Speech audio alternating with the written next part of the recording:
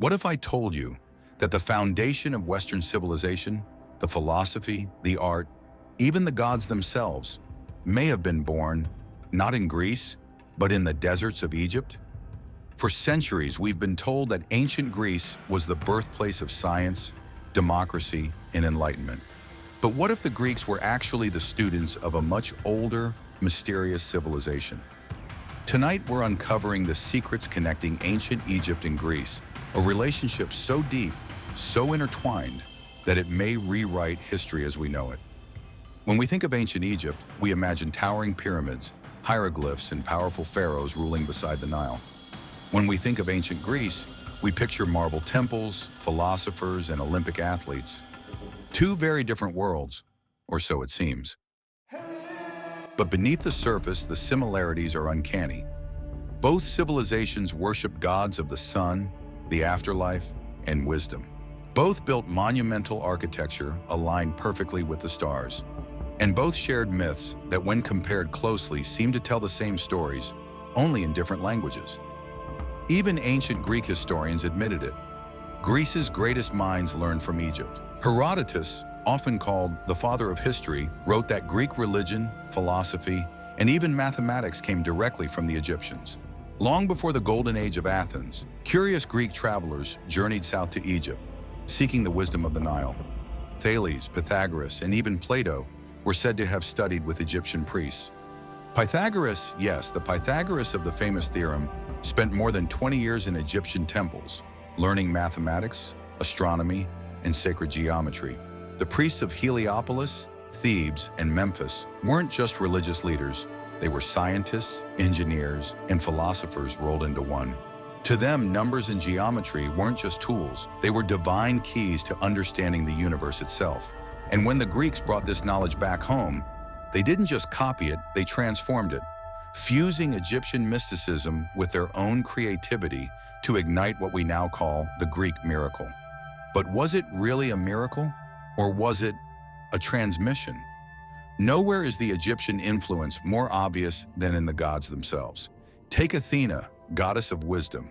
Her Egyptian counterpart? Neith, also a goddess of wisdom and war, often depicted with similar symbols. Athena's temple, the Parthenon, faces east just like the great temples of Egypt, aligned with the rising sun.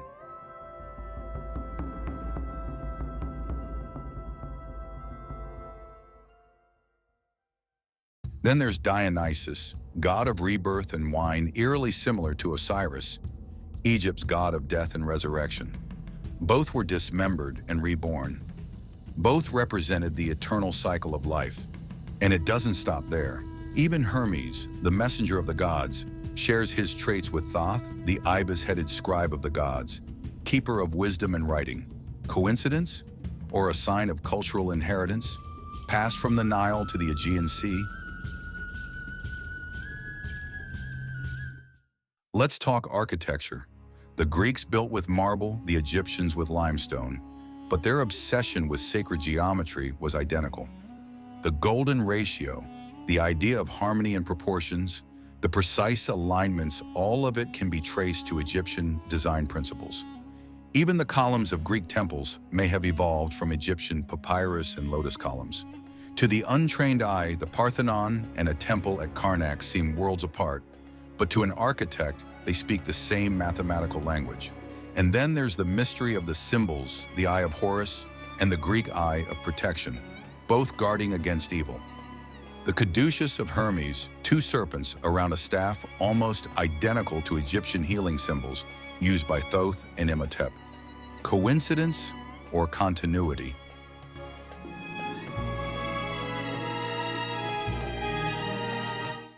By the time of Alexander the Great, the connection between Greece and Egypt became undeniable. When Alexander conquered Egypt, he didn't destroy its culture, he merged it with his own, founding the city of Alexandria. And in that city, Greek and Egyptian minds worked side by side in the legendary Library of Alexandria to preserve and expand the world's knowledge. Mathematics, astronomy, medicine, philosophy, all flowed together. It was the ultimate fusion, the culmination of centuries of shared wisdom between two ancient civilizations.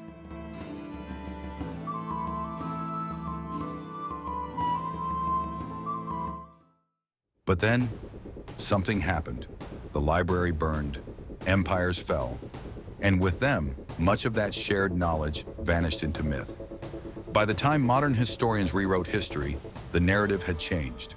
Greece was the cradle of civilization, and Egypt was a mysterious, exotic backdrop, a forgotten teacher. But fragments of the truth remain. Every time we quote Plato, study geometry, or gaze at a temple under the stars, we're touching a wisdom far older than we think. So, was ancient Greece truly the origin of Western thought? Or was it the most brilliant student of an even older master Egypt?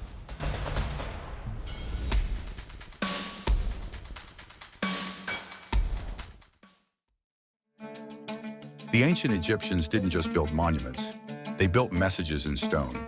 The pyramids of Giza are aligned with the stars of Orion's belt, a cosmic code linking heaven and earth. Now look at the Greeks. The Parthenon in Athens, the Temple of Apollo at Delphi, and even the layout of ancient cities followed astronomical principles. Coincidence? Hardly.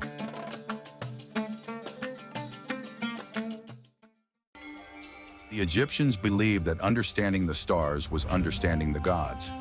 And the Greeks took that belief and turned it into astronomy, the science of the cosmos. Hipparchus, the father of modern star charts, studied Egyptian records to map the heavens. So even the way we look at the night sky today began under Egyptian stars. But the exchange wasn't only about architecture or astronomy, it was spiritual.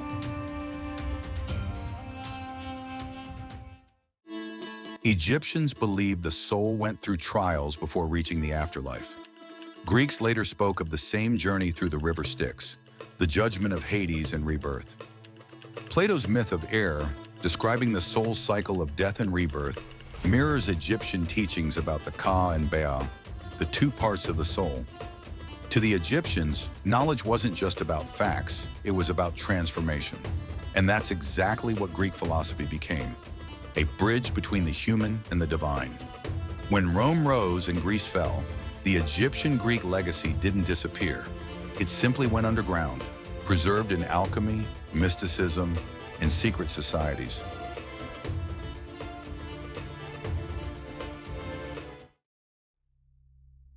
Hermes Trismegistus, a fusion of the Greek Hermes and Egyptian Thoth, became the symbol of hidden wisdom, inspiring thinkers for centuries.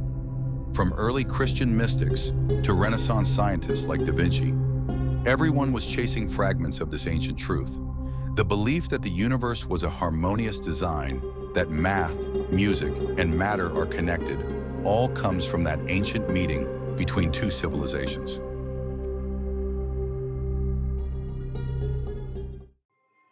Here's where it gets mysterious. In Egypt, knowledge was passed through initiation, secret schools where only the worthy could learn sacred truths. Pythagoras, Plato, and Solon were all said to have been initiated in Egyptian temples, sworn to silence. When they returned to Greece, they founded their own versions, the mystery schools of Eleusis, Samothrace, and Delphi. These were places where science met spirituality, where geometry was sacred and numbers had souls. And even centuries later, Roman and early Christian thinkers whispered that the wisdom of the Nile still flowed beneath Greek philosophy. So, was ancient Greece truly the cradle of Western civilization?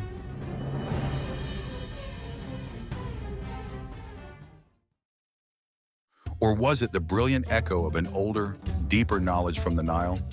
The more we uncover, the more it seems that history is not a straight line, but a circle, where knowledge is reborn again and again. Egypt taught Greece. Greece inspired Rome. And their wisdom still shapes our world today. Because in the end, civilization didn't begin in one place. It began when humans from different worlds shared their secrets with each other. So, did the ancient Greeks build it all, or did they borrow the secrets of Egypt?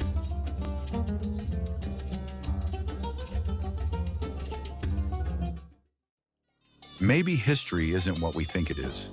Maybe it's what we forgot. If you want more hidden truths from the ancient world, don't forget to like, subscribe, and keep exploring because history still has secrets waiting to be uncovered.